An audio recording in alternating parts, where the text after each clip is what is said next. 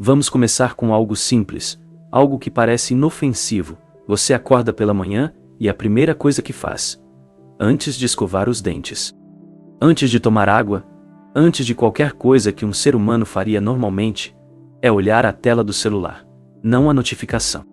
Não o alarme, a tela, como se o dia só começasse quando alguém, em algum lugar, dissesse que você precisa de você. A pergunta é: por quê? Por que você precisa dessa confirmação antes mesmo de os seus olhos se acostumarem à luz do quarto? Segunda pergunta. Você já parou para contar quantas vezes, nas últimas semanas, alguém te perguntou se você está bem e você respondeu que está correndo? Que está na correria? Que não tem tempo? Não como desculpa, como identidade, como se o fato de estar ocupado fosse a prova de que você existe, de que você importa. De que sem aquela lista de tarefas interminável, sem aquele ritmo frenético de reuniões, entregas, compromissos empilhados uns sobre os outros como blocos de um prédio que ninguém pediu para construir. Sem tudo isso, quem seria você? A pergunta é: o que aconteceria com você se, amanhã, não houvesse nada para fazer? E agora, a terceira pergunta, a que você não vai querer responder, a que provavelmente vai te fazer desconfortável agora mesmo. Enquanto escuta isso, se você parar tudo, se desligar o computador, se guardar o celular, se sentar num cômodo vazio com os próprios pensamentos e não fizer absolutamente nada por 2 horas, o que é que vai subir? O que é que vai aparecer naquele silêncio? O que é que você vai sentir quando o barulho parar? Fica essa pergunta. Não precisa responder agora, mas guarda ela. Porque é exatamente essa permissão que a maioria das pessoas passa a vida inteira tentando não responder. E é exatamente por isso que este vídeo existe. Cardinal Bloco 2. Nomeação do fenômeno: existe algo acontecendo com milhões de pessoas, neste exato momento, que não tem nome na maioria dos dicionários, não tem diagnóstico nos manuais, mas que está tão presente no dia a dia que já virou paisagem, tão normal que parece saudável, tão comum que parece admirável. E é justamente aí que mora o problema. Eu vou chamar isso de produtividade defensiva. Produtividade defensiva é o estado em que uma pessoa mantém um nível constante de ocupação, não porque precisa entregar resultados, não porque tem um objetivo claro, não porque está construindo algo com propósito, mas porque ficar parada é ficar cara a cara com algo que ela não quer enfrentar. É usar o movimento como escudo. É transformar o fazer em fuga. A pessoa acorda e já tem a lista mental pronta. Antes do café. Antes de respirar fundo. Antes de qualquer presença consigo mesma. Já está planejando, organizando, antecipando. O corpo está em repouso. Mas a mente já está a 1000. E a sensação que vem disso não é de cansaço. Pelo menos não de imediato. A sensação que vem é de segurança. Porque enquanto você está fazendo, você não precisa sentir. Enquanto você está resolvendo, você não precisa enfrentar. Enquanto você está ocupada, o mundo pode esperar. E mais importante, você pode evitar esperar junto com ele. Produtividade defensiva se veste de competência. Se apresenta como disciplina. Se disfarça de força. A pessoa que vive nesse estado é frequentemente elogiada. Nossa, como você dá conta de tudo, você é tão produtiva, você nunca para. E cada elogio funciona como um reforço silencioso, um tijolo a mais na parede que separa essa pessoa do que ela realmente sente. Porque se todos ao redor admiram sua capacidade de dar conta, quem ela seria se parasse? Se não estivesse sempre em movimento? Se permitisse um momento de inércia genuína? Esse é o cerne. A produtividade defensiva não é sobre fazer mais, é sobre não estar presente. É sobre ocupar cada segundo do dia com tarefas, compromissos, estímulos. Para que o espaço vazio, aquele espaço onde moram as perguntas que ninguém quer fazer, nunca apareça. E o mais perigoso é que quem vive isso geralmente não sabe, não percebe, porque o ritmo parece natural, parece o que todo mundo faz. Parece o que se espera de uma pessoa adulta, funcional, bem-sucedida. Mas a verdade é que esse ritmo não é natural, é aprendido. É adaptativo. E como toda adaptação, nasceu de uma necessidade real que, na época, fazia sentido, só que agora, sem a ameaça original. O padrão continua rodando como um programa aberto em segundo plano, consumindo energia que a pessoa nem sabe que está gastando. Então, quando eu falo de produtividade obsessiva, não estou falando de preguiça disfarçada. Não estou falando de pessoas que gostam de trabalhar. Estou falando de algo muito mais profundo, de uma estratégia emocional que se parece com dedicação, que soa como ambição, mas que na verdade é um mecanismo de sobrevivência emocional que ficou preso no modo ativo. Houve um experimento conduzido com profissionais de alta performance, pessoas que ocupavam posições de destaque em suas áreas, e que eram reconhecidas publicamente pela capacidade de entrega, pela resistência, pela disposição de trabalhar, além do que qualquer pessoa razoável consideraria saudável. Ninguém ali se considerava doente. Todos se consideravam fortes, todos acreditavam, genuinamente, que o que os diferenciava dos outros era justamente essa capacidade de não parar. O que os pesquisadores fizeram foi simples e devastador. Pediram a essas pessoas que ficassem sozinhas, em silêncio, sem celular, sem computador, sem nenhum estímulo externo. Por apenas 15 minutos, o tempo que você leva para tomar um café, o tempo entre uma reunião e outra, 15 minutos. Os resultados foram estarrecedores. A maioria não conseguiu ficar em silêncio sem sentir angústia crescente. Relatos de inquietação física, de sensação de vazio, de pensamentos intrusivos que surgiam com força quando o barulho parava. Alguns desistiram antes dos 10 minutos. Outros encontraram maneiras criativas de se distrair mesmo sem nenhum aparelho. Mexer nas mãos, bater o pé, cantarolar sem perceber, inventar tarefas mentais para manter a mente ocupada. Mas a descoberta mais perturbadora não foi a dificuldade em ficar em silêncio. Foi o que aconteceu quando os pesquisadores mediram as respostas fisiológicas durante o experimento. O coração dessas pessoas acelerou. A respiração ficou mais curta e superficial. Os níveis de cortisol, o hormônio do estresse, subiram significativamente em apenas minutos de inatividade. O corpo reagiu como se estivesse em perigo, como se a ausência de tarefas fosse uma ameaça, como se parar fosse algo que o organismo, de alguma forma, interpretasse como risco. Isso não é disciplina, isso não é dedicação, isso é um sistema nervoso que aprendeu, em algum ponto da vida, que estar em movimento é seguro e que estar parado é perigoso. E o mais revelador é que essas pessoas não tinham consciência disso. Para elas, estavam apenas descansando de um jeito diferente. Para o corpo, estavam em perigo. Foi documentado também que essas mesmas pessoas, quando questionadas sobre seus níveis de satisfação com a vida, pontuaram consistentemente abaixo da média. Quando perguntadas sobre conexão emocional com pessoas próximas, sobre momentos de alegria genuína, sobre sensação de propósito além do trabalho, as respostas eram vagas, genéricas, muitas vezes acompanhadas de um suspiro e um "eu sei" que deveria pensar nisso, mas não tenho tempo. Não tinham tempo. Ou melhor, não se davam tempo, porque o tempo, para elas, só existia quando estava preenchido com algo produtivo. Tempo vazio era tempo desperdiçado. E tempo desperdiçado era, para essas mentes, uma ameaça existencial. Houve outro padrão que emergiu. As pessoas que mais se orgulhavam de sua produtividade eram, frequentemente, as que mais claramente haviam perdido a capacidade de identificar o que sentiam. Não porque não sentissem, sentiam, e muito, mas porque nunca tinham praticado o ato de parar para nomear o que estava sentindo. A produtividade funcionava como uma camada grossa de concreto sobre um rio de emoções que continuava correndo, só que invisível. E quando alguém finalmente tentava quebrar essa camada, quando surgia uma crise, uma perda, um momento de ruptura, a água que vinha de baixo era avassaladora precisamente porque tinha sido represada por tanto tempo. Isso não é raridade, é epidemia silenciosa.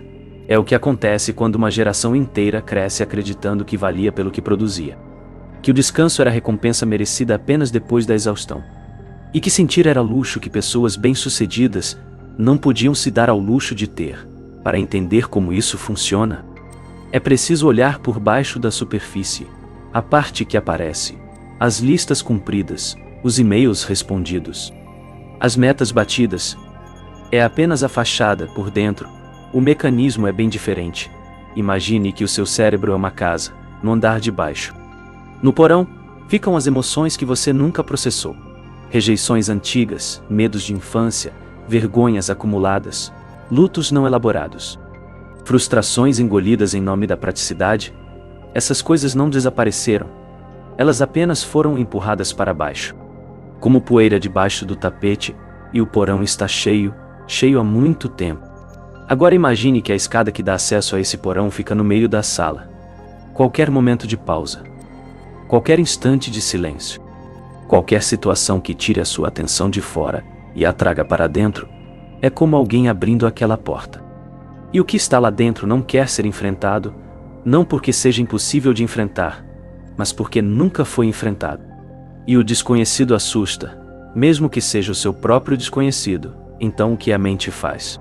Ela fecha a porta como?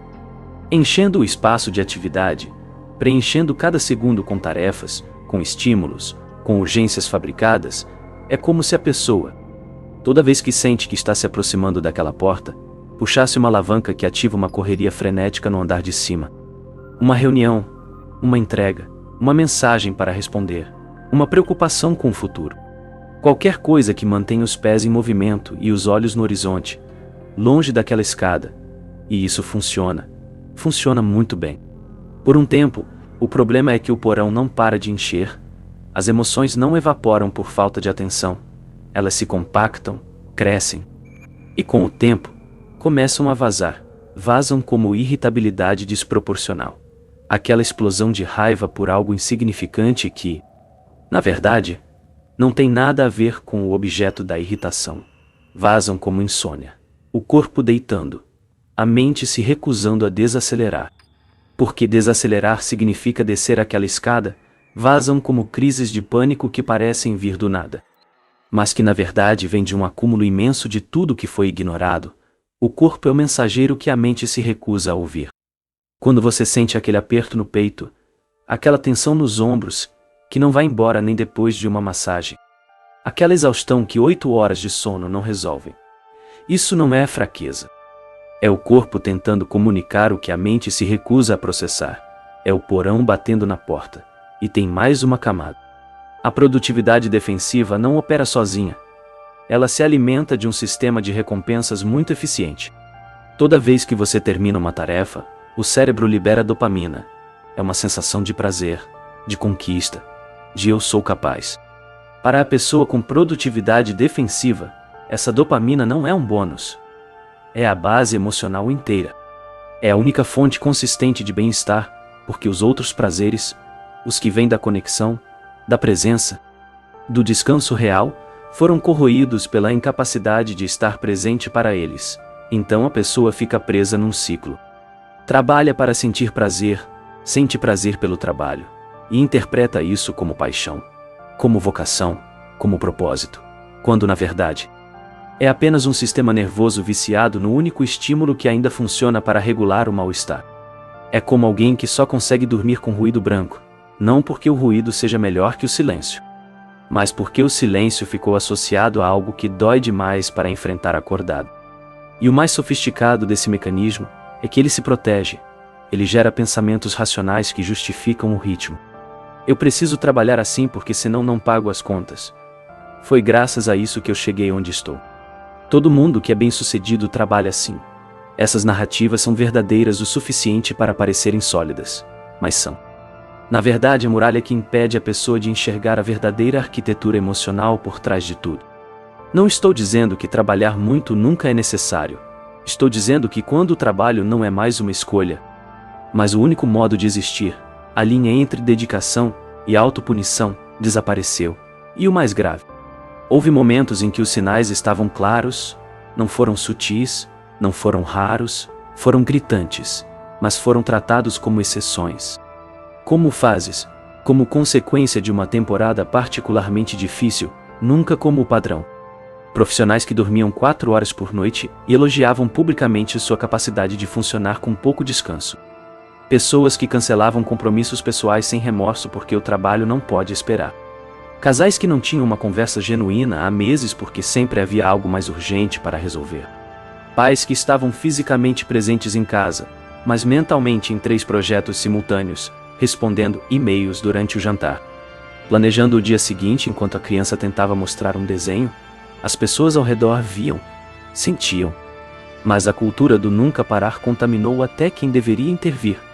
Chefes que admiravam o funcionário que nunca desligava. Amigos que se sentiam incomodados quando alguém finalmente se permitia relaxar. Como se a pausa fosse uma crítica indireta ao próprio ritmo. Famílias que normalizaram a ausência emocional porque a presença física estava garantida.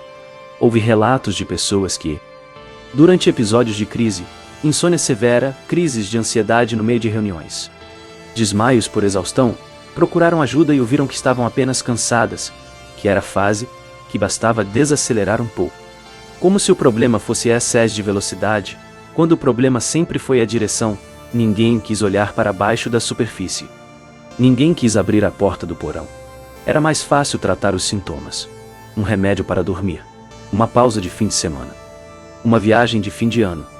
Do que encarar a estrutura emocional inteira que sustentava o padrão. E o mais doloroso é que muitas dessas pessoas, quando confrontadas com a possibilidade de que algo mais profundo estava acontecendo, resistiam, não por ignorância, mas por medo, porque reconhecer que a produtividade era uma máscara significava reconhecer que, sem a máscara, não havia rosto. Significava que toda aquela estrutura de identidade construída sobre o que faziam, as conquistas, as metas, o orgulho de ser aquela pessoa que dá conta de tudo, era uma construção frágil apoiada em terreno emocional instável. Então era mais seguro continuar. Mais seguro manter as listas, os ritmos, as justificativas. Mais seguro admirar no espelho a imagem de alguém produtivo do que encarar o vazio de alguém que não sabe quem é quando não está fazendo. E isso não é covardia. É a resposta lógica de alguém que nunca recebeu permissão para ser vulnerável. Nunca aprendeu que sentir não é fraqueza. Nunca teve um modelo de existência que não dependesse de desempenho. Cresceram acreditando que o amor era conquistado por mérito, que a pertencimento era conquistado por utilidade, que a segurança emocional vinha exclusivamente da capacidade de produzir, e todo esse sistema, silencioso, invisível, eficiente, segue operando, geração após geração, pessoa após pessoa. Alimentado por uma cultura que aplaude o esgotamento como se fosse garra, que confunde exaustão com dedicação. E que só percebe que algo está errado quando o corpo finalmente se recusa a continuar. Agora eu quero que você pare e pense no que está acontecendo com você. Especificamente, não com pessoas em geral. Não com a sociedade moderna, com você. Estão roubando o seu tempo. Não o tempo dos relógios. Esse você até tenta administrar. Estão roubando o tempo que deveria ser seu. Aquele tempo que não tem compromisso, não tem entrega, não tem objetivo. O tempo de existir sem justificativa, o tempo de olhar pela janela e simplesmente olhar. O tempo de sentir o que o corpo pede quando ninguém está cobrando nada. Esse tempo está desaparecendo, e com ele, uma parte de você que talvez você nem lembre mais que existe, estão roubando a sua atenção. Não a atenção que você dá ao trabalho. Essa você distribui com precisão cirúrgica. Estão roubando a atenção que deveria ir para as pessoas que você ama, para a conversa que ficou pela metade porque o celular apitou, para o abraço que foi interrompido porque eu preciso terminar uma coisa, para o olhar que ficou perdido enquanto seus olhos estavam fixos na tela. A atenção é a forma mais íntima de presença que você pode oferecer a alguém, e ela está sendo diluída, fragmentada, distribuída entre 100 estímulos, e nenhum deles recebe o inteiro de si. Estão roubando a sua clareza. A capacidade de saber o que você quer. De verdade, não o que seria estratégico querer, não o que impressiona, o que faz o seu corpo relaxar, o que faz o seu peito abrir. O que te faz sentir que está vivendo, e não apenas executando. Quando foi a última vez que você fez uma escolha genuína? Não baseada em eficiência, não baseada em resultado. Não baseada no que alguém esperava de você, mas simplesmente porque aquilo fazia sentido por dentro? A produtividade obsessiva embota essa capacidade, porque, quando você está sempre resolvendo o próximo problema, nunca tem espaço para perguntar se aquele é o problema certo, e talvez o mais devastador, estão roubando a sua identidade. Porque a pessoa que você está sendo agora, a que acorda antes do alarme, a que responde mensagens no segundo seguinte, a que sente culpa quando descansa, A que mede seu valor pela quantidade de tarefas cumpridas, essa pessoa não é você. É uma versão adaptada, uma versão que sobreviveu aprendendo a desaparecer para dar lugar à função. E quanto mais tempo passa, mais difícil fica separar uma da outra. Até que um dia você percebe que não sabe mais quem seria se tirasse todos os compromissos, todas as metas, toda a estrutura de produtividade.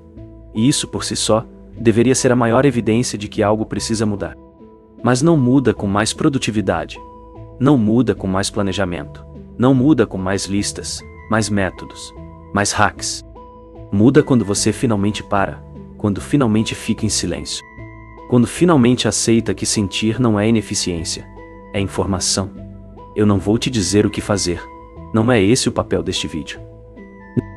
Porque se eu dissesse, eu seria mais uma voz no mesmo coro que te diz para otimizar, para escalar, para ir além.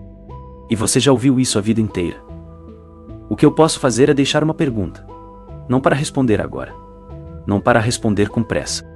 Entre um compromisso e outro, enquanto limpa a cozinha ou responde e-mails, para responder de verdade, sentada em silêncio, talvez com os olhos fechados, no momento em que não há nada pedindo a sua atenção, a pergunta é esta: se tudo o que você construiu, a carreira, a reputação, as conquistas, o ritmo, a identidade de alguém que sempre dá conta, se tudo isso fosse tirado agora, neste exato segundo, e sobrasse apenas você, sem função, sem utilidade, sem lista de tarefas, sem próximo passo, sem validação externa, quem é que sobra? Quem é que sobra? Essa pergunta não precisa de resposta imediata.